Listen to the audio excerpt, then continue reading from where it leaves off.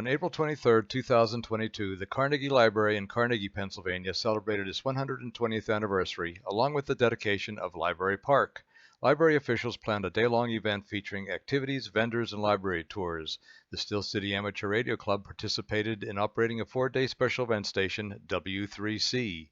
Club members made radio contacts from April 21st through April 24th from both the clubhouse as well as their homes. On April 23rd, the club broadcast live from the library itself. The world was made part of the library's event. CQ20, this is Whiskey 3 Charlie, special event station for the 120th anniversary of the Carnegie Library in Carnegie, Pennsylvania. CQ, this is special event station Whiskey 3 Charlie. April 23rd was a beautiful sunny day with unseasonably warm temperatures in the low 80s as the Steel City Club members set up 3 separate amateur radio stations at various locations at the library. Oh, hi. How's John? Hi, guys. Carnegie.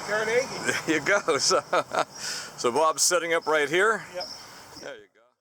Art WA3 BKD was setting up a CW station on the second floor of the library. This is a model 1920s amateur radio station. We'll start over at this corner over here. This is a lightning arresting ground switch. Even back then, they realized that antennas up there could attract heavy impulses from lightning. So every page in here, every antenna, you ground it when you're not using it. The switch will be thrown over here to activate the transmitter. This is the transmitter here.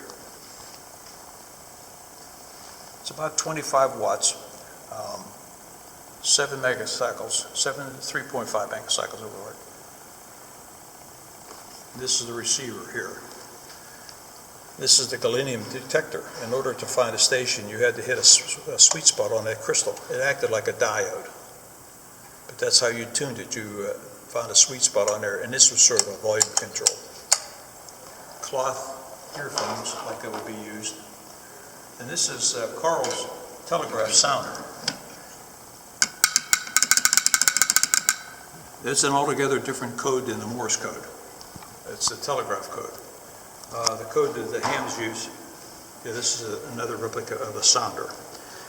The hams use a international Morse code. The club's main transmitting station was located outside the library itself.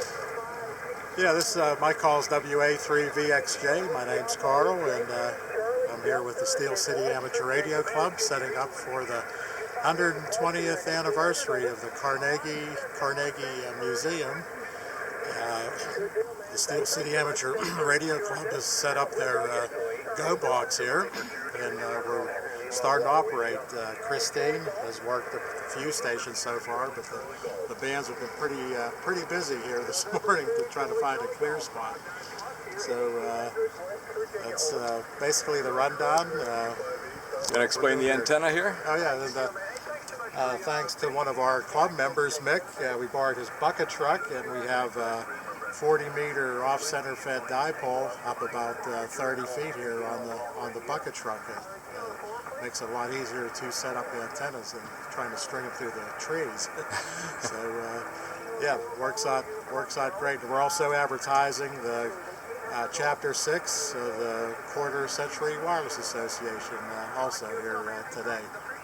And the Bum of the Month Club. Yeah, that's part of the Bum of the Month, which is held on the second Monday of every month. Come on down to Jabby Joe's and McKee's Rocks. The director of the library tells us about the event. I'm Maggie Forbes. I'm the executive director here at the Andrew Carnegie Free Library Music Hall, the Carnegie. And today is a very special day here. It is the grand opening of Library Park. This library and music hall, this beautiful building, is almost 121 years old. But for the first time in our history, the park is going to connect us with Main Street below. We have this wonderful Main Street in Carnegie. We have this fabulous library, music hall, historic building, and rare Civil War room. But you can stand at the bottom of the hill and not know we're here. That is never going to be the case anymore. Also because ham radio people are broadcasting it all over the world. Thank you very much. I like to say, move over Oakland, move over Squirrel Hill, move over Carnegie Hall in New York. We are the Carnegie. with an acoustically superb music hall that is literally located where Broadway meets Main Street. The foot of our hill is Broadway in Maine.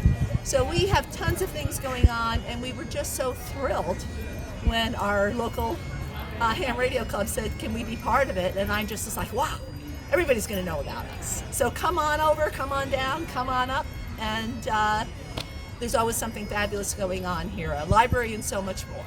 Vendor and fun feature tables were set up along the outside of the library, so let's meet some of these wonderful folks. Hi, thanks for talking to me. I'm Danae. I'm from Bob's Diner. Bob was my husband. We're got our location in Kennedy Township open and our location in Carnegie open, and we serve breakfast, lunch, and dinner. We also are a big supporter of Stage 62, which is the resident theater company of the Carnegie Music Hall here. Yes, of course. So we're more than happy to be part of the community and this big event for the library for the grand opening.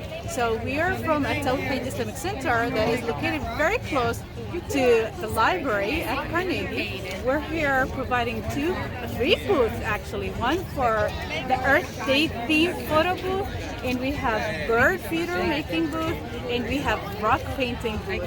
So all Earth related.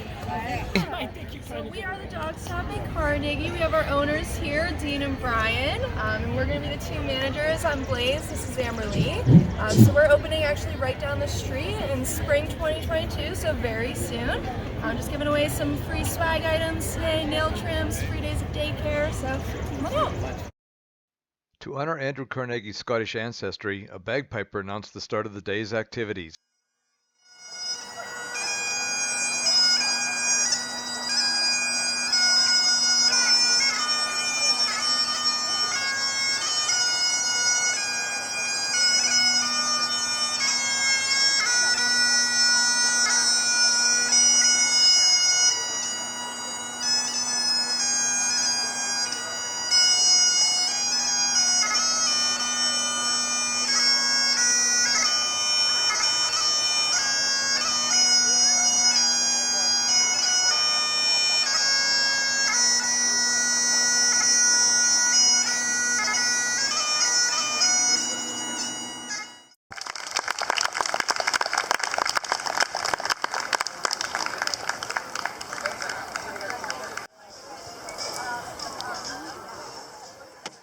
Let's take a moment to step back into the library and see some of its historic rooms and collections. I'm Diane Kleinfelder. I am the retired library director and Civil War curator for the Thomas Institution. I retired last fall, but I come back to volunteer because I just love this room. This is the Captain Thomas Esty Post. The post was founded in 1879. And it moved into the library building here in 1906. And this is where they held their monthly meetings. And the last veteran died in 1937. Oh. Okay. And when that happened, they padlocked the door, and this was locked up for 50 years. Wow. Of course, in those 50 years, the room had fallen into disrepair.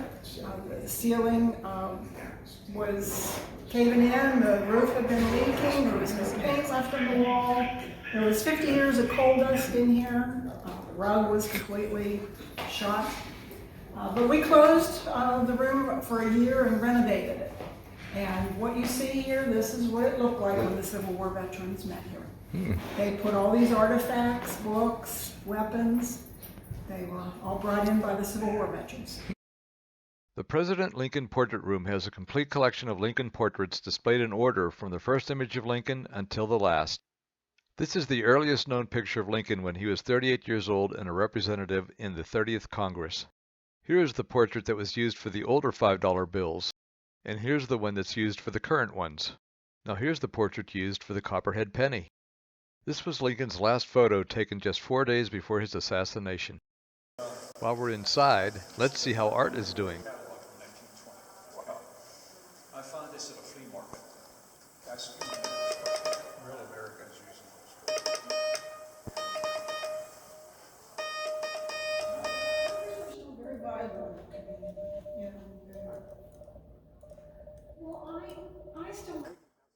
Time once again to head outside and catch up with everyone. It's always fun when our ham operator friends stop by to say hi.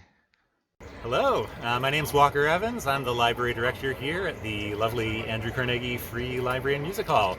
And so happy to have a great event today. This is the grand opening of Library Park. We've got beautiful weather. We've got a lot of wonderful guests, including the Steel City Amateur Radio folks. So hello to anybody who's out there listening, and thank you. Even our state representative tried out the microphone. Go. Hi, I'm State Rep Anita Kulik, 45th Legislative District in Pennsylvania, and I am here with the Steel City Amateur Radio Club. I'm so happy I'm going to be picking them up in my new district, and thank you for having me here. Well, thank you for being here. This is amazing. Thanks for being on the air. Go on the air. CQ, this is Whiskey Charlie. Whiskey 3 Charlie. Whiskey 3 Charlie. A special event station. Which button am I pushing? The one on the side here. Oh, this? Yes, You're going to help me if I screw up. I'll be right here. All across the whole band. We have more frequencies. CQ. This Whiskey is 3 Whiskey 3 Charlie. Special event station. Over. So, basically, we have... Before we leave for the day, let's go and see how Bob NU3Q is making out at his location at the entrance to Liberty Park. W3C, CQ, W3C, W3C. All in all, over 500 contacts were made all over our wonderful planet by participating Steel City Amateur Radio Club members. Any ham operator anywhere in the world that made a confirmed contact with a special event station received an instant downloadable certificate confirming their QSO. All of us at the Steel City Amateur Radio Club would like to thank those who worked so diligently at organizing the special event station, and for the Carnegie Library and their staff for so graciously hosting us.